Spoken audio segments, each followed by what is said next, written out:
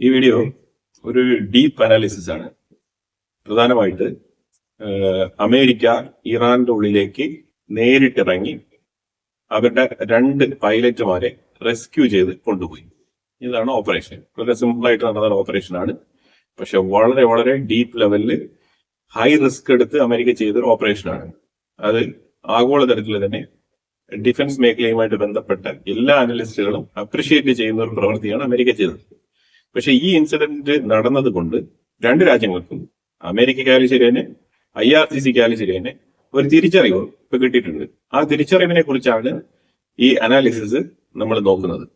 ഇതില് ഇറാന് കിട്ടിയ പാഠം എന്താണ്? ഇറാന് കിട്ടിയ പാഠം, ഇറാൻ എന്ന് പറഞ്ഞ ഒരു രാജ്യം, സോവറിയൻ രാജ്യത്തിനുള്ളിൽ അമേരിക്ക എന്ന് പറഞ്ഞൊരു തേർഡ് പാർട്ടി അതിന്റെ ഉള്ളിൽ കടന്നു വന്ന് അവരുടെ രാജ്യത്ത് തന്നെ ഫ്ലൈറ്റ് ഇറക്കി അവരുടെ സോൾജേഴ്സിനെ വെച്ച് തന്നെ അവിടെ തെരച്ചിൽ നടത്തി ഇറാൻ അടിച്ചു വീഴ്ത്തിയ F-15E എന്ന് പറഞ്ഞ കാറ്റഗറി വിമാനം പറത്തിയിരുന്ന പൈലറ്റുമാരെ അവിടെ രക്ഷപ്പെടുത്തി കൊണ്ടുപോയി എന്നുള്ളതാണ് ഇതിന്റെ പ്രധാനപ്പെട്ട വിഷയം. ഈ കാതലായ വിഷയത്തിൽ ഇറാൻ ഉണ്ടായിരിക്കുന്ന നാണക്കേട് ചെറുതല്ല. ഈ IRGC വീമ്പിളക്കിക്കൊണ്ട് നടക്കാനേ കൊള്ളാവൂ. അല്ലാന്നുണ്ടെങ്കിൽ സ്വന്തം രാജ്യത്ത് എയർക്രാഫ്റ്റിനെ ഇറക്കി, അതും വലിയൊരു സംഘത്തിനെ തന്നെ ഇറക്കി തെരച്ചിൽ നടത്തി അവർ കാണാതെ പോയ പൈലറ്റിനെ റെസ്ക്യൂ ചെയ്ത് രക്ഷപ്പെടുത്തി കൊണ്ടുപോയിരിക്കുകയാണ്.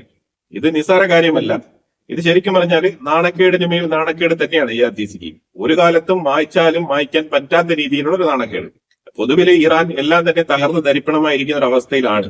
ആ സാഹചര്യത്തില് ഇറാന് കിട്ടിയ അപമാനം എന്നുള്ളതിലുപരിയായിട്ട് ഇറാന്റെ കപ്പാസിറ്റി, IRGCയുടെ കപ്പാസിറ്റിയെ ഇവാലുവേറ്റ് ചെയ്യുന്ന ഒരു സാഹചര്യം കൂടിയായിരുന്നു അമേരിക്കയുടെ ഈ ഓപ്പറേഷൻ. ഇനി ഈ പൈലറ്റ് വീണ ഉടനെ തന്നെ കൃത്യമായിട്ട് ബീക്കൺ ത്രൂ, അതേപോലെ തന്നെ യൂണിഫൈഡ് സാറ്റലൈറ്റ് കമ്മ്യൂണിക്കേഷൻ ത്രൂ അവർക്ക് മാത്രം സ്പെഷ്യൽ ആയിട്ട് ഡിസൈൻ ചെയ്ത എക്യുപ്മെന്റ് എന്തെങ്കിലുമൊക്കെ അവർ കരുതിയിട്ടുണ്ടാവാം. അത് വെച്ചിട്ടായിരിക്കണം ഈ കമ്മ്യൂണിക്കേഷൻ അവർ പാസ് ചെയ്തിട്ടുണ്ടാവുക. അല്ലാതെ ഓപ്പൺ ആയിട്ട് സംസാരിച്ചു കഴിഞ്ഞാൽ തീർച്ചയായിട്ടും IRGC അതേപോലെ തന്നെ ഇറാൻ അതിനെ നോട്ടീസ് ചെയ്യും. അപ്പൊ ആ മാതൃകയിൽ വളരെ കോൺഫിഡൻഷ്യൽ ആയിട്ട് കമ്മ്യൂണിക്കേറ്റ് ചെയ്യുന്ന മെക്കാനിസം അവരുടെ കയ്യിൽ ഉണ്ടായിരുന്നു എന്നുള്ളതാണ് യാഥാർത്ഥ്യം. അത് വെച്ചിട്ടാണ് അവർ സിഗ്നൽ കൃത്യമായിട്ട് അമേരിക്കയ്ക്ക് അവർ പാസ് ചെയ്ത് കൊടുത്തത്. അതിനനുസരിച്ചാണ് അമേരിക്ക കൃത്യമായിട്ട് എയർക്രാഫ്റ്റ് കൊണ്ട് ഇസ്ഫഹാന്റെ തൊട്ടിപ്പുറത്തായിട്ട് ഒരു സ്ഥലം കണ്ടെത്തി, ഒരു അഗ്രികൾച്ചറൽ ഫീൽഡ് കണ്ടെത്തി അവിടെ കൊണ്ട് ലാൻഡ് ചെയ്യാണ്.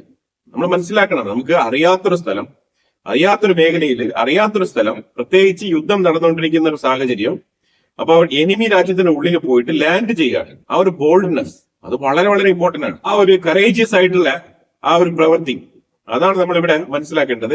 അവിടെ തന്നെ ഒരു കംഫർട്ടബിൾ ആയിട്ടുള്ള ഒരു സോൺ കണ്ടെത്തി അവിടെ കൃത്യമായിട്ട് ലാൻഡ് ചെയ്യാണ്. ലാൻഡ് ചെയ്തിട്ടാണ് ഈ ഓപ്പറേഷൻ മൊത്തത്തിൽ നടത്തുന്നത്. എന്നിട്ട് ഈ ഇറാൻ സേന, അതായത് ഇറാൻ സേനകൾ എന്ന് പറഞ്ഞാൽ ഇറാന്റെ IRGC മാത്രമല്ല, ബസീജി ഫോഴ്സുകളുണ്ട്. ഈ ബസീജ് ഫോഴ്സ് എന്ന് പറഞ്ഞാൽ നമ്മുടെ നാട്ടിലെ പോലീസുകാരെ പോലെ കരുതിയാൽ മതി. അവരെല്ലാം തന്നെ ഐഡിയോളജിക്കലി IRGC മെമ്പേഴ്സ് ആണ്. അതാണ് മനസ്സിലാക്കേണ്ടത്. അപ്പൊ അവരും കൂടി ഈ പ്രവൃത്തിയിലേക്ക് കടന്നു വരുന്നുണ്ട്.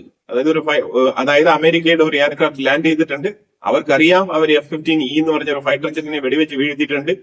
അതിൽ നിന്നും പൈലറ്റ് താഴേക്ക് ഇറങ്ങിയിട്ടുണ്ടെന്നും അവരെ തിരഞ്ഞ് അമേരിക്ക എത്തിയിട്ടുണ്ട് എന്നുള്ളതും വളരെ വ്യക്തമായിട്ട് അവർക്ക് അറിയാവുന്ന കാര്യമാണ്. പക്ഷെ ഇതേ വ്യക്തികളാണ് പാർലമെന്റിന്റെ ഉള്ളിൽ നിന്നും ഡെത്ത് ടു അമേരിക്ക വിളിക്കുന്നത്. ഈ ഡെത്ത് ടു അമേരിക്ക വിളിക്കുന്ന ഇവൻ അമേരിക്ക ഇറാന്റെ ഉള്ളിലേക്ക് വന്ന് ഇറങ്ങിയപ്പോഴത്തേക്കും ഇവൻ എവിടെയായിരുന്നു? ഇത് വാലിഡ് ആയിട്ടുള്ള ഒരു ചോദ്യമാണ്. കാരണം ഈ ഡെത്ത് ടു അമേരിക്ക എന്ന് പറഞ്ഞ ഈ ഒരു ടാഗ് ലൈൻ അവർ ഉപയോഗിക്കുന്നത് ഇറാനിയൻ ജനങ്ങളെ ബോധ്യപ്പെടുത്താനും ഇറാനിയൻ ജനങ്ങളെ വിഡ്ഢികളാക്കാനുമാണ്. അത് വെറും ഒരു പൊളിറ്റിക്കൽ സ്റ്റേറ്റ്മെന്റ് ആണ്. അതിലുപരിയായിട്ട് അമേരിക്കയെ എതിർത്ത് ഇറാൻ ഒന്നും തന്നെ ചെയ്യാൻ കഴിയില്ല എന്നുള്ളതിന്റെ തെളിവ് കൂടിയായിരുന്നു IRGCയുടെ മൂക്കിൻ തുമ്പത്ത് വെച്ച് തന്നെ അമേരിക്ക വിജയകരമായിട്ട് നടപ്പിലാക്കിയത്. അപ്പൊ ഇവിടെ അവർക്ക് ഡെത്ത് ടു അമേരിക്ക എന്ന് പറഞ്ഞ ആ ഒരു ടാഗ് ലൈനിന് യാതൊരു പ്രസക്തി ഉണ്ടായിരുന്നില്ല എന്നുള്ളതാണ് മനസ്സിലാക്കേണ്ടത്. ഇനി ഈ ഓപ്പറേഷന് വേണ്ടിയിട്ട് അമേരിക്ക ചെലവാക്കിയ തുക 35,000 കോടി ജസ്റ്റ് ഒരു ഓപ്പറേഷന് വേണ്ടിയിട്ട് മാത്രം. ഒരു അമേരിക്കൻ സോൾജറിനെ രക്ഷപ്പെടുത്തിയെടുക്കാൻ വേണ്ടിയിട്ട്, അല്ലെങ്കിൽ ഒരു അമേരിക്കൻ പൈലറ്റിനെ രക്ഷപ്പെടുത്തിയെടുക്കാൻ വേണ്ടിയിട്ട് അമേരിക്ക ഇത്രമാത്രം തുക മുടക്കിയോ ചോദിച്ചാൽ യെസ്, അവർ മുടക്കി. ഒരു പൈലറ്റിനെ രക്ഷപ്പെടുത്തിയെടുക്കാൻ വേണ്ടിയിട്ട് അവര് ഈ എമൗണ്ട് മുടക്കി. ആദ്യം തന്നെ, അതായത് 2 പൈലറ്റുമാരാണ് അവിടെ മിസ്സായത്. ഒരാളെ ആദ്യം തന്നെ അവർക്ക് കണ്ടുകിട്ടുകയും ചെയ്തു. രണ്ടാമത്തെ ഒരു വ്യക്തിക്ക് വേണ്ടിയിട്ടാണ് ഓപ്പറേഷൻ കുറച്ചുകൂടി ഡീപ്പായിട്ട് നടത്തേണ്ടി വന്നത്. അപ്പൊ അതിലേക്ക് മുടക്കിയ തുക, അപ്പൊ അങ്ങനെ നോക്കുമ്പോഴത്തേക്കും ഈ എൻറ്റയർ ഓപ്പറേഷൻ അമേരിക്ക മുടക്കിയ തുക ഇന്ത്യൻ മണി കാൽക്കുലേറ്റ് ചെയ്ത് കഴിഞ്ഞാൽ 35,000 കോടി. അമേരിക്കൻ ഡോളറിൽ കാൽക്കുലേറ്റ് ചെയ്ത് കഴിഞ്ഞാൽ ഏതാണ്ട് 360 മുതൽ ഏതാണ്ട് $380 മില്യൺ വരും. മില്യൺ. അപ്പൊ അത് മുടക്കിക്കൊണ്ട് അവർ ഈ ഓപ്പറേഷൻ നടത്തി.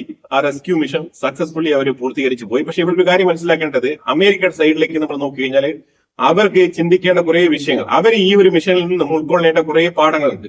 കാരണം അമേരിക്ക കുറെ ചോദ്യങ്ങൾക്ക് ഉത്തരം നൽകുന്നില്ല. അത് പൈലറ്റിനെ രക്ഷപ്പെടുത്താൻ വേണ്ടിയിട്ട് നിങ്ങൾ ഈ ഒരു മിഷന് വേണ്ടിയിട്ട് ഇത്രയും എമൗണ്ട് നിങ്ങൾ ചെലവാക്കി, ഓക്കെ. പക്ഷേ അമേരിക്ക തുടരെ ഈ യുദ്ധത്തില് നഷ്ടപ്പെടുത്തിക്കൊണ്ടിരിക്കുന്ന യുദ്ധവിമാനങ്ങളുടെ കണക്ക് അത് കൂടിക്കൊണ്ടിരിക്കുകയാണ്.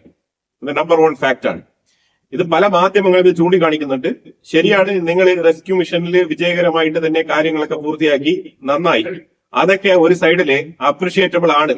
പക്ഷെ എന്നാലും അമേരിക്ക കുറച്ചുകൂടെ പ്രായോഗികമായിട്ട് കാര്യങ്ങളൊക്കെ നോക്കിക്കാണേണ്ടതുണ്ട്. ഇറാനില് എയർ ഡിഫൻസ് സിസ്റ്റം മൊത്തത്തിൽ ഞങ്ങൾ അടിച്ച് തരിപ്പണമാക്കി കൊടുത്തിട്ടുണ്ട് എന്നുള്ളത് അമേരിക്കയുടെ വാദമാണ്. ഇസ്രായേലും ഒരു സൈഡില് ആ പ്രവൃത്തി ചെയ്തുകൊണ്ടിരിക്കുകയാണ് തുടരെ. പക്ഷേ ഇറാന്റെ എയർ സ്പേസ് മൊത്തത്തിൽ ഫ്രീ ആണ് എന്നുള്ള സ്റ്റേറ്റ്മെന്റ് ഉണ്ടായിരുന്നു, എന്നുള്ള ഒരു വാദം ഉണ്ടായിരുന്നു. ഇസ്രായേലിനും ഉണ്ടായിരുന്നു, അമേരിക്കയ്ക്കും ഉണ്ടായിരുന്നു. ഇറാന്റെ എയർ സ്പേസ് ഫുള്ളി ഫ്രീ ആണ്. ഇസ്രായേലിന്റെ എയർ സ്പേസ് ഇങ്ങറ്റം, സിറിയ ഇങ്ങറ്റം മുതൽ അങ്ങറ്റം വരെ ഓപ്പൺ ആയി കിടക്കുകയാണ് എന്നുള്ള സ്റ്റേറ്റ്മെന്റും വാദഗതികളൊക്കെ ഇസ്രായേലിനും അമേരിക്കയ്ക്കും ഉണ്ടായിരുന്നു എന്നുള്ളതാണ് യാഥാർത്ഥ്യം. അപ്പൊ ഈ എയർ സ്പേസ് ഫ്രീ ആയി കിടക്കുന്നു എന്ന് പറഞ്ഞ ആ ഒരു സ്റ്റേറ്റ്മെന്റ് പൊള്ളയാണോ? നമ്പർ 1.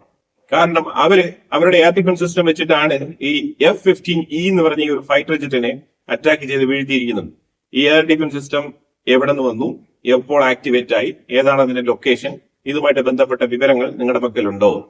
അമേരിക്ക ഇറാന്റെ ഉള്ളിലേക്ക് ഗ്രൗണ്ട് ഇന്നോവേഷൻ തുടങ്ങുമെന്നുള്ള രീതിയിലുള്ള വാദഗതികളൊക്കെ ഉണ്ടായിരുന്നു. മെറൈൻ ഫോഴ്സിനെ കൊണ്ടുവന്നുകൊണ്ടിരിക്കുകയാണ്. അത് ആ മെറൈൻ ഫോഴ്സിനെ വെച്ചിട്ട് കാർഗ് ഐലൻഡ് തൊട്ട് കെഷം ഐലൻഡ് തൊട്ട് പല ഏരിയകൾ സ്ട്രേറ്റ് ഓഫ് ഹോർമോസിൽ നിങ്ങൾ കീഴടക്കുമെന്നുള്ള വാദഗതികൾ നിങ്ങൾക്കുണ്ട്.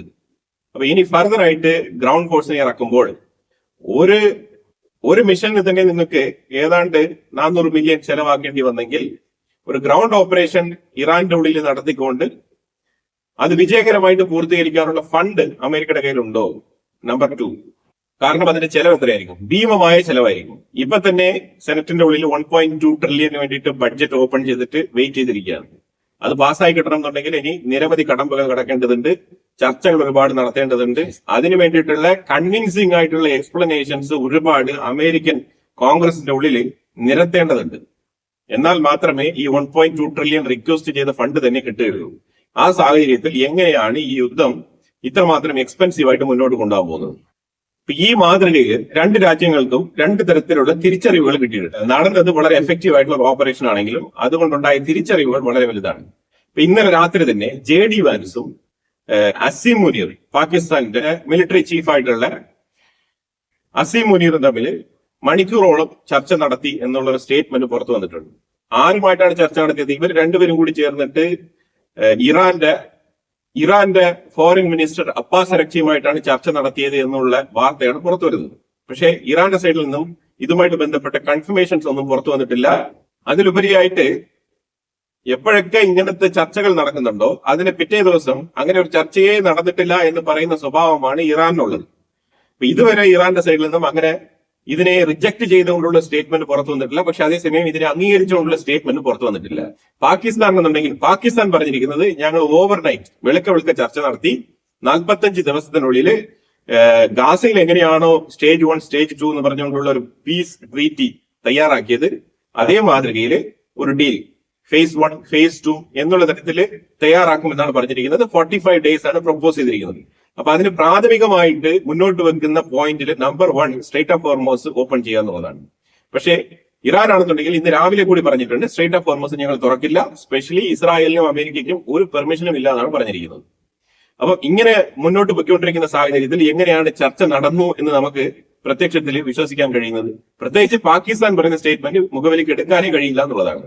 ഇപ്പൊ എന്തായാലും അമേരിക്കയ്ക്ക് ഇറാന്റെ ഉള്ളിൽ ഒരു ground operation, full fledged ground ഓപ്പറേഷനിൽ ഇറങ്ങിക്കഴിഞ്ഞാൽ നമുക്ക് ഉണ്ടാകാൻ പോകുന്ന നഷ്ടം ചെറുതല്ല എന്നുള്ളൊരു തിരിച്ചറിവ് അമേരിക്കയ്ക്ക് കിട്ടിയിട്ടുണ്ട്. ഒരുപക്ഷെ ഇത് ഫ്യൂച്ചർ നെഗോസിയേഷനിലേക്കുള്ള ഒരു സ്റ്റാർട്ടിംഗ് പോയിന്റ് ആയിട്ട് മാറിയേക്കാം. എന്തുകൊണ്ടാണെന്ന് പറഞ്ഞാല് ഇപ്പോഴും JD വാൻസ് യൂറോപ്യൻ രാജ്യങ്ങളെ പുഷ് ചെയ്തുകൊണ്ടിരിക്കുകയാണ്. എന്തിനാണ്? ഈ സ്ട്രേറ്റ് ഓഫ് ഹോർമോസുമായിട്ട് ബന്ധപ്പെട്ട വിഷയത്തിലേക്ക് ഇടപെടാൻ. പക്ഷേ ഒരു കാലത്തും ഇല്ലാത്ത രീതിയിൽ ഇത്തവണ യൂറോപ്യൻ രാജ്യങ്ങൾ അമേരിക്കയെ ഐസോലേറ്റ് ചെയ്ത് മാറ്റി നിർത്തുന്ന രംഗമാണ് നമുക്ക് ഇതുവരെ ഈ പോയിന്റ് വരെ നമുക്ക് അങ്ങനെ തന്നെയാണ് വായിക്കാൻ കഴിയുന്നത്. ഇറാൻ ആണെന്നുണ്ടെങ്കിൽ ഇനി നഷ്ടപ്പെടാൻ ഒന്നും തന്നെ ഇല്ല. പക്ഷെ അമേരിക്കക്കാണെന്നുണ്ടെങ്കിൽ നഷ്ടപ്പെടാൻ ഒരുപാട് ഉണ്ട് താനും. അപ്പൊ ഇതുകൊണ്ട് ഇവിടെ ഗുണം കിട്ടുന്നത് ചൈനയ്ക്കും റഷ്യക്കൊക്കെ തന്നെയാണ്. അപ്പൊ ഇത് അമേരിക്ക ഒരു സൈഡില് മനസ്സിലാക്കുന്നുണ്ട്, പക്ഷെ അമേരിക്കയ്ക്ക് ഒന്നും ചെയ്യാൻ കഴിയുന്നില്ല ഈ മേഖലയിൽ. ഈ സാഹചര്യത്തിൽ ഒരു സൈഡിൽ ചർച്ചകൾ നടക്കുന്നു എന്നൊക്കെ പറയുമ്പോഴും IRGCക്ക് ഇതുമായിട്ട് യാതൊരു ബന്ധമില്ല. ഇപ്പോഴും അബ്ബാസ് അറക്ചി എന്ന് പറയുന്നത് പൊളിറ്റിക്കൽ വിങ് ഹാൻഡിൽ ചെയ്യുന്ന വ്യക്തിയാണ്. അബ്ബാസ് അറക്ചിക്കും അതുപോലെ തന്നെ മസൂദ് പെസസ്കിയാനും ഒരു സ്ഥാനവുമില്ല.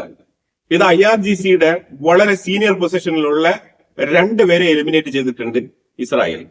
ഇസ്ലാമിക് റവല്യൂഷണറി ഗാർഡിന്റെ ഇന്റലിജൻസ് മേധാവിയായിട്ട് പ്രവർത്തിച്ചുകൊണ്ടിരുന്ന മേജർ ജനറൽ മജീദ് കാദമിയെ എലിമിനേറ്റ് ചെയ്തിട്ടുണ്ട്. ട്രംപ് പലപ്പോഴായിട്ട് ഇറാനെതിരെ ഭീഷണി ഉയർത്തുന്നുണ്ട്. ആ ഭീഷണികളെല്ലാം വളരെ നിസ്സാരവൽക്കരിക്കുകയും അതുപോലെ തന്നെ അതിനെ മോക്ക് ചെയ്യുന്ന നിലപാടാണ് ഇറാനുള്ളത്. ശരിക്കും ട്രംപിനെ അപമാനിക്കുന്ന തരത്തിൽ, അതായത് പാകിസ്ഥാന്റെ ചർച്ച ശരിക്കും യുദ്ധം കൂടുതൽ ആളിക്കത്താനുള്ള സാഹചര്യത്തിന് വഴിയൊരുക്കുന്നു എന്നുള്ളതാണ് മനസ്സിലാക്കേണ്ടത്. കാരണം എന്താണ്, ഇപ്പൊ പാകിസ്ഥാൻ ചർച്ച നടത്തുന്നില്ല എന്നുണ്ടെങ്കിൽ ഒരു പരിധി വരെ അങ്ങോട്ടും ഇങ്ങോട്ടൊക്കെ അടിച്ചിട്ട് ഇച്ചിരി മൈൽഡായിട്ട് നടക്കുമായിരുന്നു ആക്രമണങ്ങൾ, പതിയെ ഇഴഞ്ഞ്.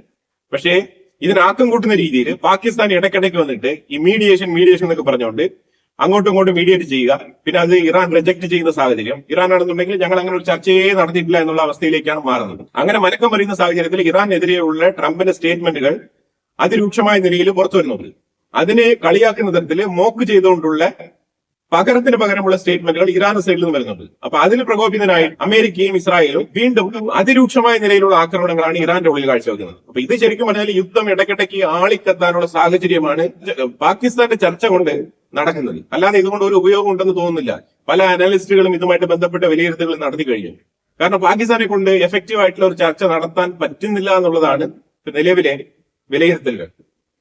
മിഡിൽ ഈസ്റ്റ് രാജ്യങ്ങൾക്ക് മേളിൽ താറുമാറായിട്ടുള്ള ആക്രമണങ്ങൾ നടത്തുമെന്നാണ് ഇറാൻ പറഞ്ഞിരിക്കുന്നത്. ഇനി സിവിലിയൻസിനെ, അതായത് റെസിഡൻഷ്യൽ മേഖലയെ ടാർഗറ്റ് ചെയ്ത് അറ്റാക്ക് നടത്തുമെന്നാണ് പറഞ്ഞിരിക്കുന്നത്. ഇപ്പം അറബ് രാജ്യങ്ങളെല്ലാം തന്നെ ഇപ്പം ടെൻസ്ഡാണ്. പ്രധാനമായിട്ട് ഞാൻ ഈ വാർത്തയിൽ ചൂണ്ടിക്കാണിക്കാൻ ആഗ്രഹിച്ചത് ഈ മിഷൻ, അമേരിക്ക നടത്തിയ ഈ റെസ്ക്യൂ മിഷനിൽ 2 രാജ്യങ്ങൾക്കും കിട്ടിയ തിരിച്ചറിവ്. അപ്പൊ അതില് അൺആൻസർഡ് ആയിട്ട് കിടന്ന കുറെ ക്വസ്റ്റ്യൻസ് ആണ് നമ്മളിവിടെ പങ്കുവയ്ക്കാൻ ആഗ്രഹിച്ചത്. അതിനെക്കുറിച്ചുള്ള നിങ്ങളുടെ അഭിപ്രായങ്ങൾ കമന്റ് ബോക്സിൽ രേഖപ്പെടുത്തുക. കൂടുതൽ വാർത്തകളുമായിട്ട് അടുത്ത വീഡിയോയിൽ വരാം. Thank you so much.